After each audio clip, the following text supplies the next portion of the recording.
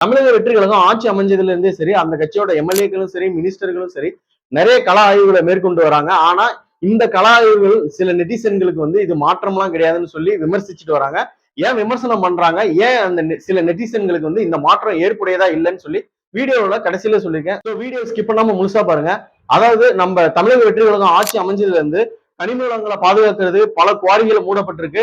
பெண்கள் மற்றும் குழந்தைகள் பாதுகாப்புக்கு முதல் ஸ்டெப்பா டாஸ்மாக் கடைகள் மூடப்பட்டிருக்கு. அது மட்டும் இல்லாம அரசு ஊழியர்கள் சரியான முறையில பணி செய்யாம ஏதாவது குற்றச்சாட்டு வந்துச்சுன்னா அவங்களுக்கு சஸ்பெண்ட், பிளஸ் ஏதாவது கிரைம்ல ஏதாவது குற்றத்துல ஈடுபட்டு இருந்தாங்கன்னா அவங்களுக்கு சஸ்பெண்டும், அந்த கிரைமோட நேச்சரை பொறுத்து அவங்களுக்கு டிஸ்மிஸும் இப்ப கொடுத்துட்டு இருக்காங்க.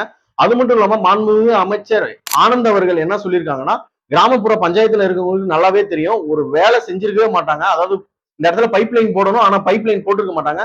பைப் லைன் போட்டதா சொல்லி பில்லு போட்டு மோசடி நடக்கும்.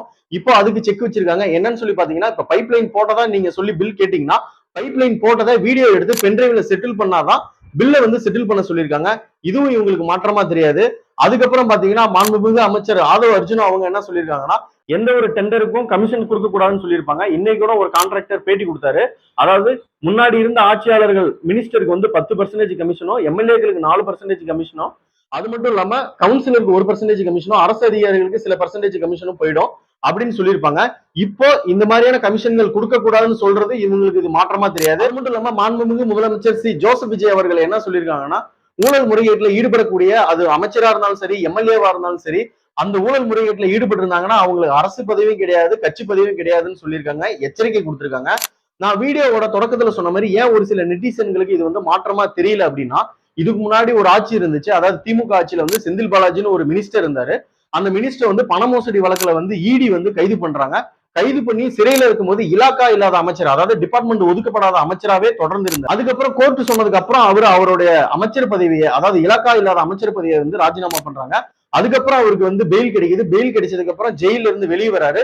ஜெயில இருந்து வெளியே வரும்போது மக்கள் வந்து பேராதரவோட அவரை வரவேற்கிறாங்க. அதுக்கப்புறம் வந்து ஜெயில இருந்து வெளியே வந்ததுக்கு அப்புறமே மீண்டும் அவருக்கு அமைச்சர் பதவி கொடுக்குறாங்க. மீண்டும் சுப்ரீம் கோர்ட் என்ன சொல்றாங்கன்னா, அமைச்சர் பதவியா இல்லைன்னா ஜாமீனான்னு கேட்டு சொன்னதுக்கு அப்புறம் மீண்டும் அவர் அமைச்சர் பதவியை வந்து ராஜினாமா பண்றாங்க. நம்ம இதுக்கு முன்னாடி இது போன்ற அரசியல் காட்சிகள் தான் பார்த்துட்டு இருப்போம். ஒரு சில மினிஸ்டர் முறைகேடுல ஈடுபட்டு இருப்பாங்க, ஒரு சில எம்எல்ஏக்கள் வந்து ஊழல்ல ஈடுபட்டு இருப்பாங்க. அதுக்கப்புறம் ஒரு சில மினிஸ்டர் வந்து சிறைச்சாலைக்கு போயிட்டு வருவாங்க. இப்ப இருக்கக்கூடிய அமைச்சர்கள் வந்து மக்களை தேடி போய் கலாய்வு மேற்கொண்டு அவங்களுக்கு தேவையான அடிப்படை விஷயங்களை பண்ணிட்டு வராங்க. இதை வந்து ஒரு சில பேர் ஏத்துக்கிறதுக்கு இன்னும் கொஞ்சம் காலம் ஆகும். அவங்க ஏத்துக்கலனாலுமே இந்த கவர்மெண்ட் இப்படி மக்களுக்கான கவர்மெண்டா தான் இருக்கும்.